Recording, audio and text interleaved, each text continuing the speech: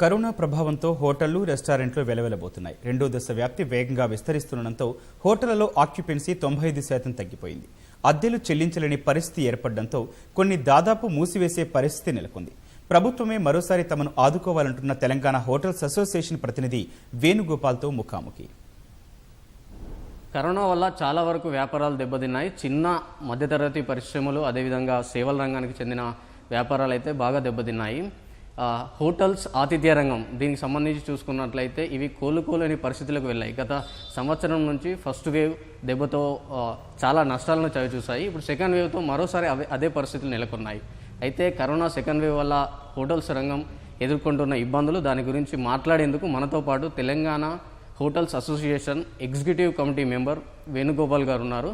ఆయన అడిగి మరిన్ని వివరాలు తెలుసుకుందాం. సార్, ఇప్పుడు చూసుకున్నట్లయితే సెకండ్ వేవ్ ప్రభావం ఏ విధంగా ఉంది? సెకండ్ వేవ్ వల్ల మాకు చాలా ప్రాబ్లమ్స్ ఉన్నాయండి. ఫస్ట్ వేవ్నే తట్టుకోలేకపోయాము.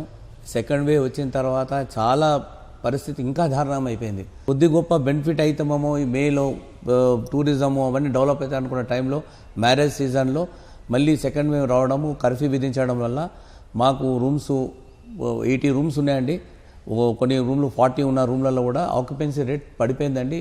ఎంటైర్ 1 గెస్ట్ 2 గెస్ట్ 2 రూములు 3 రూములు బుక్ అవుతున్నాయి. టోటల్ హైదరాబాద్లో టూరిజం క్లోజ్ అయిపోయిందండి. పబ్లిక్ వెళ్ళడానికి కూడా దడుస్తున్నారు. ఆక్యుపెన్సీ రేట్ మాత్రం టోటల్ హోటల్ ఇండస్ట్రీ లేదండి ఇప్పుడు entire Telangana and especially Hyderabad చాలా వీక్ ఉందండి.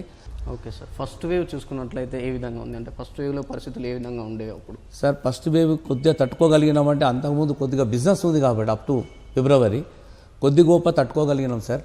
తర్వాత ఇప్పుడున్న పరిస్థితి ఏంటంటే అప్పటికే మాకు ఎక్కడైనా అక్టోబర్లో నవంబర్లో ఇంప్రూవ్ కావాల్సిన బిజినెస్ కూడా కాలేదు.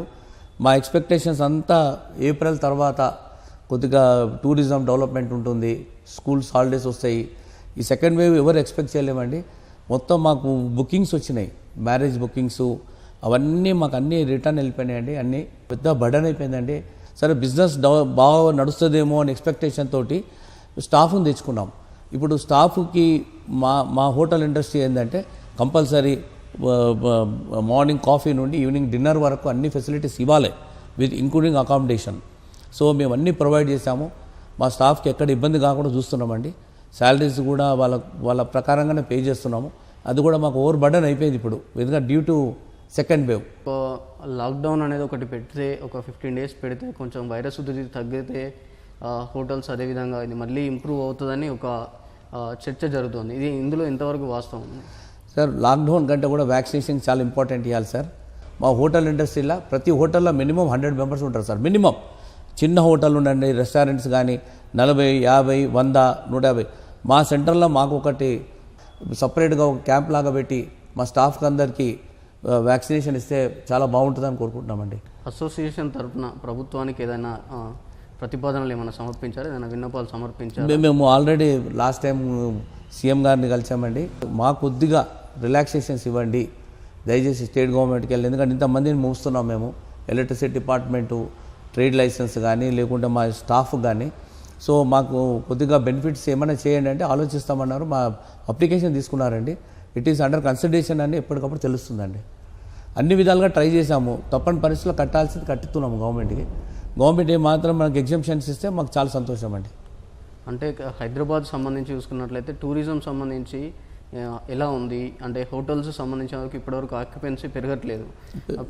ఇప్పుడున్న మళ్ళీ కర్ఫ్యూ, లాక్డౌన్ పరిస్థితుల్లో పెరిగే అవకాశాలు కూడా లేవు సార్. ఎందుకంటే ఇప్పుడు స్కూల్స్ అంతా జనరల్గా ఏప్రిల్ 25th, 20th ఆ టైంలో స్కూల్స్ క్లోజ్ కాగానే టూరిజం డెవలప్ అయ్యేది. సో ఇప్పుడు ఏప్రిల్ సీజన్ పోయింది, అప్పుడే కర్ఫ్యూ వచ్చేసింది. కాబట్టి ఎవరు ఎలాంటి టూరిజం లేదు ఇక్కడ హైదరాబాద్లో. కాబట్టి ఎవరు విజిట్ చేస్తలేరండి హైదరాబాద్కి, ఎవరు రావడం లేదండి. కాబట్టి మా హోటల్ ఇండస్ట్రీలో ఎవరు కూడా వచ్చి రూమ్స్ ఆక్యుపేషన్ కానీ రెస్టారెంట్స్ కానీ ఇవి బిజినెస్ సరిగా లేదు, ఉండకపోవచ్చు కూడా. అంటే ఇప్పుడు చూసుకున్నట్లయితే చిన్న హోటల్స్, చిన్న రెస్టారెంట్స్ చూసుకున్నట్లయితే మూతపడే పరిస్థితి ఏర్పడింది. అవును సార్, వాళ్ళందరూ ఆల్రెడీ మూతపడిపోయినాయండి. ఎందుకంటే రెస్టారెంట్లో తినాలంటే భయపడుతున్నారు, వైరస్ ఏమైనా అంటుకుంటుందేమో అని చెప్పి. అక్కడ ఆ భయానికి వాళ్ళ దగ్గర బిజినెస్ లేదు. వాడు రోజు ఒక 5,000 రూపాయలు బిజినెస్ చేసేవాడు 2,000 కూడా చేస్తలే, 500 కూడా చేస్తలేరండి. Okay sir, thank you sir.